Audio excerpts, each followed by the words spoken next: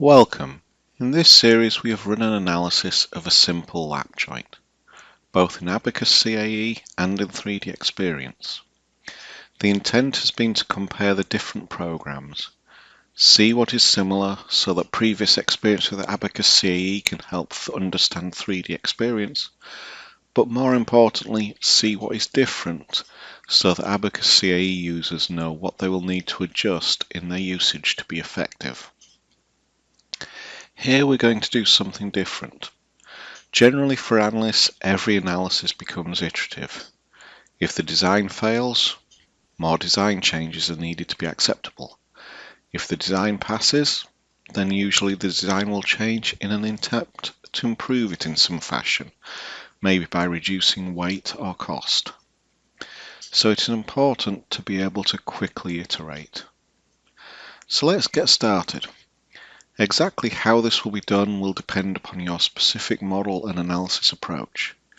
Here, in this Abaqus CAE model, we have a very efficient option. The design is built within Abaqus CAE directly, so we can change the plate thickness by changing the extrusion depth. We can also go into the rivet and change the gap it needs in the sketch. Regenerating the features gives the new geometry, but in this model there is an offset in positioning that has come in. This can be rectified by a translation to get the correct positioning.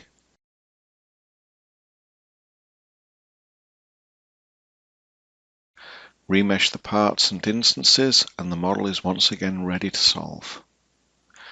Your experience with this may vary. In general, very few models are built within Abaqus CAE. The process here may be fairly similar if you're using an associative interface to your designer's CAD system, or it could require modifying the analysis model with a new geometry if that is in a localized region, or it could require rebuilding the entire analysis features again. In 3D Experience, the analysis is on the same platform as the design model typically. The benefit of this is that the tools which are routinely available to update design models efficiently can also update the analysis model efficiently. Here we will open the plate part individually. In the design, the 3D shape, we see that this model has been parameterized. Changing the depth updates the design model. By default, the abstraction shapes the analyst used as well as the FEM haven't updated though. When the new design is chosen, though, we can go back to the top level of the part and update all of the features. This updates the abstraction shapes with the new design geometry and updates the FEM mesh.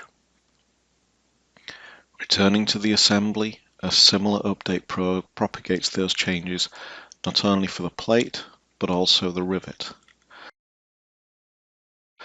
Looking in more detail, we can see that in this model, the rivet references a parameter from the plate to determine what size it needs to clamp. Changing back to the simulation and the scenario app, we can see that the analysis features have been maintained for this new design variant, so this is run ready. In this case, we are not relying on a well-defined analysis model to have an efficient design update for analysis. Because the analysis is in the same platform as the design model, updating the analysis model uses the same functionality as updating the design model and propagating those changes through related features. This is routine, not a special best case situation. On a first analysis setup, overall time may be similar. It is the subsequent iterations where 3D Experience can show significant benefits in efficiency. That concludes this video series. Thank you for your attention.